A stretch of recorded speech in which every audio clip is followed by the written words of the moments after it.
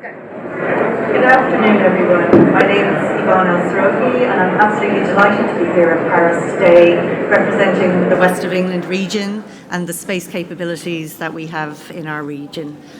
I'm delighted to have the opportunity to give you an overview of the capabilities that we have for space in our region and how we're growing our space sector. And it's been great to meet a lot of the companies here yesterday and today, and hopefully we'll be able to engage you even further when you understand more about what we have to offer. And just really to set the context in terms of the wider UK, we're one of a number of space hubs and clusters right across the UK. And if you look to your screen down to the south, to the bottom of the screen on your left, you'll see where the West of England is based. And we're in very close proximity to our very good friends in Cornwall, who obviously have their Spaceport Cornwall and Goonhilly Earth Station in close proximity to ourselves.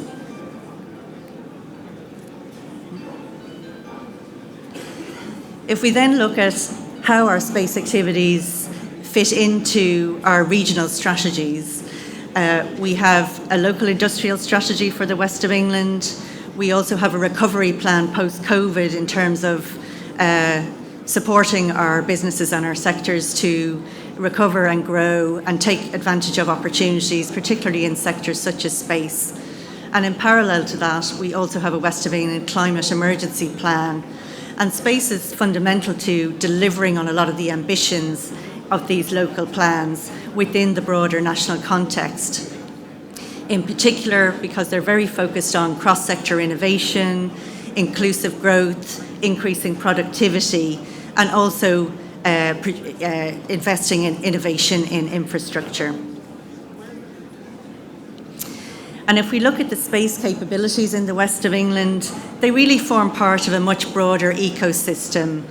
So we have space-specific capabilities and companies in the region, but very closely connected to our aerospace and defence industries in particular, but also connecting to our digital industries on the downstream side.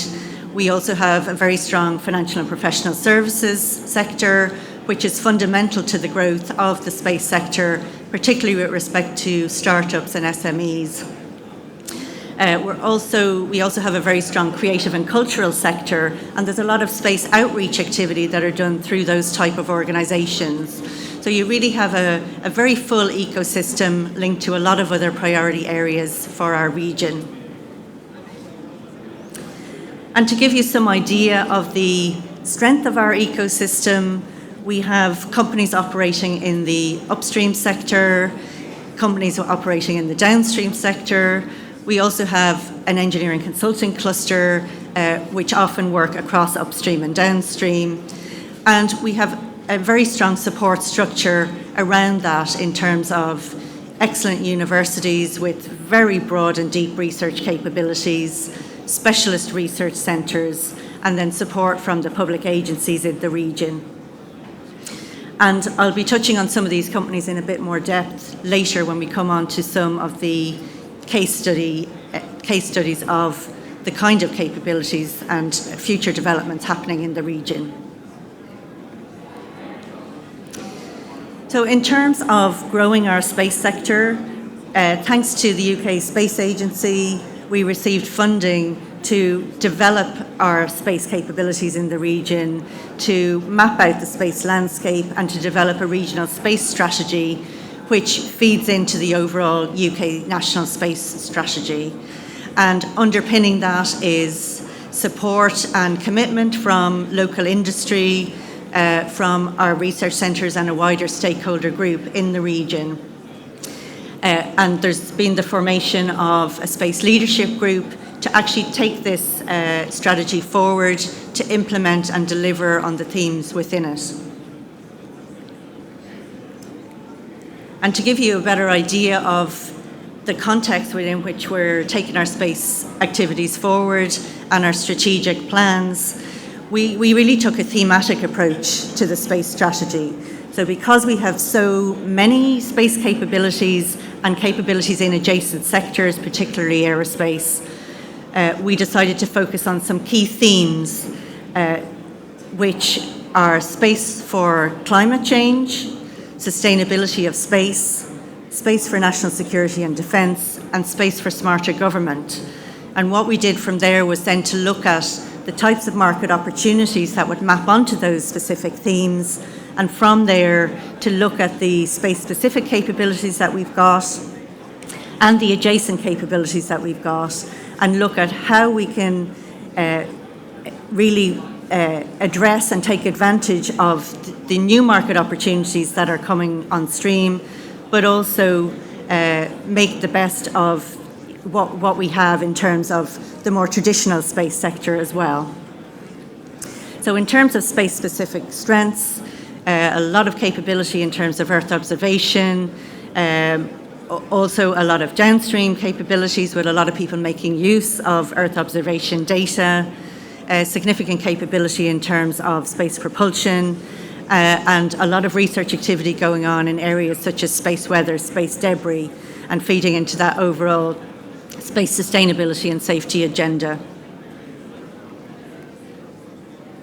And in order to actually go ahead and implement and deliver our strategy, we have a number of strategic pillars underpinning those key themes, particularly looking at strengthening and developing further the capabilities that we've got, ensuring that skills and talent are recognised and that space-specific requirements in the skills area are also developed, building on a lot of the more generic skills activities in the region and those that support manufacturing, support the aerospace community as well.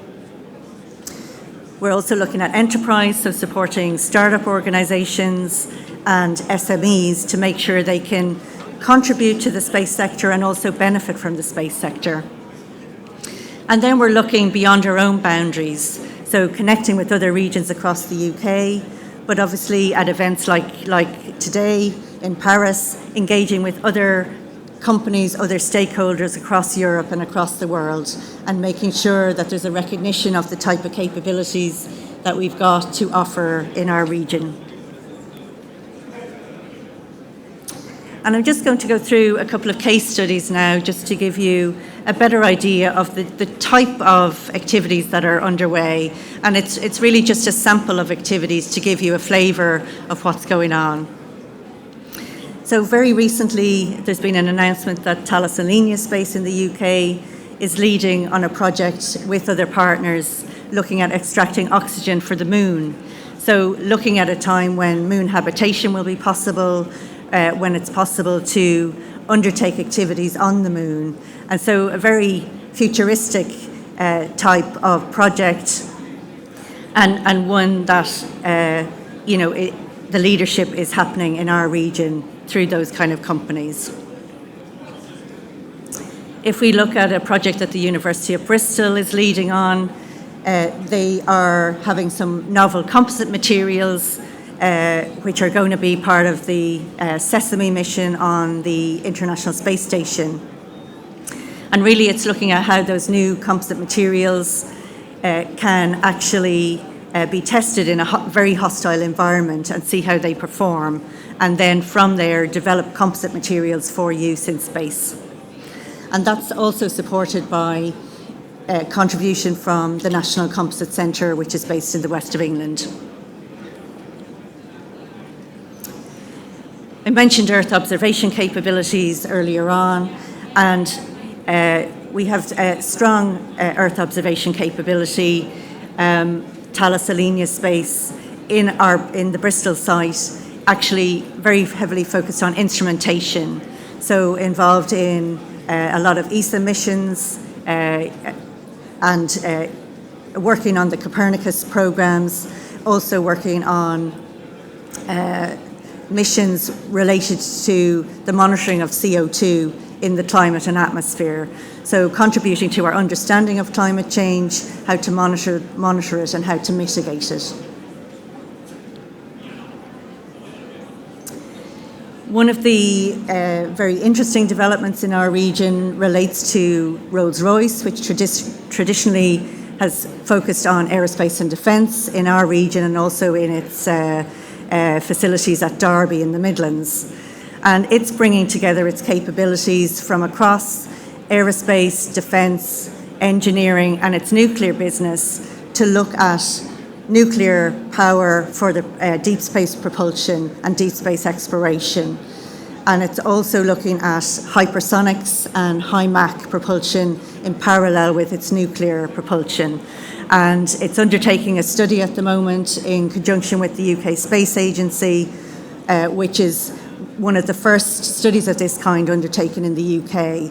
So really bringing together a lot of capabilities across the company and supported by the supply chain in our region to do some very interesting work in a completely new field. And then on the downstream side, we have users of Earth observation data, such as 4Earth Intelligence, which takes satellite imagery and spatial data and brings it together to improve people's lives on Earth. It does a lot of habitat monitoring. It also looks at mangrove areas around the world. And one of its key products is the Heat Hazard Index, where it looks at cities, how they're heating up, how they're being impacted by climate change. And it's all aimed at informing decision-making in terms of future urban planning and reducing the impact of climate change on cities. So that gives you a little taster for some of the activities that are going on in the region. And I'm now going to play a video from some of our key stakeholders, some of the people working on space in our region, to give you an even broader insight.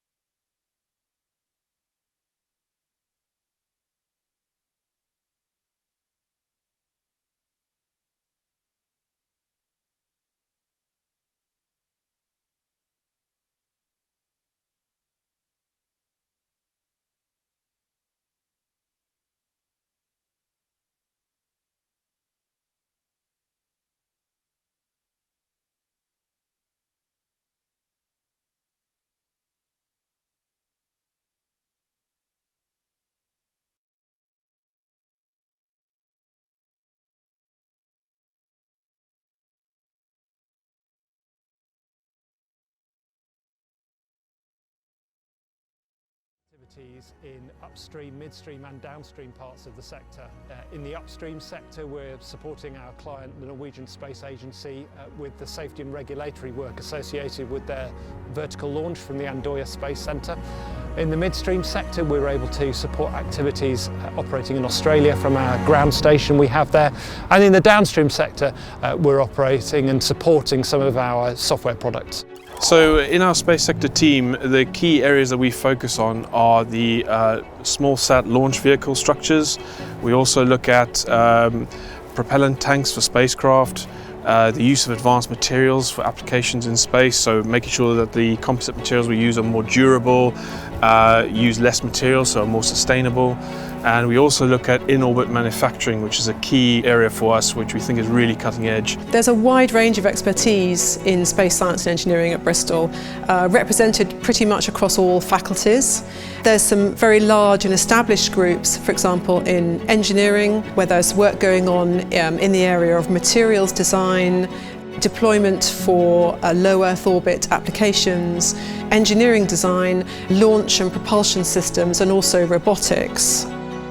And then outside of engineering, for example, in the science faculty, we have a wide range of expertise from data science and mathematics and algorithmic development on one end, which is really useful for understanding Earth observation images, for example, all the way through to astrophysics and deep space exploration. So the region is great both from attracting graduate talent and also experienced hires as well. It's a great place to live, and so we find it easy to attract people to come and locate here, really from around the world. I came over here from South Africa to study at the University of Bristol because I had a great passion for aerospace and astronautics, and this to me was the place to be because it was outstanding anywhere else in the world. And I've been here 18 years now, and I have no intention of going anywhere else because this is where it's happening. This is where all the groundbreaking work is. Our aspiration is not to be a parochial initiative, it's to be part of a national and an international network. Invest Bristol and Bath are the inward investment team for the West of England region. We've provided support to over 450 companies throughout their relocation and expansion journeys. We do this by providing free support, including introductions to key stakeholders and industry experts, as well as providing information around talent, ecosystem and property in our region. So whether you're an innovative startup or an established multinational organisation, contact the team at Invest Bristol and Bath to find out more about why the West of England is the place for space.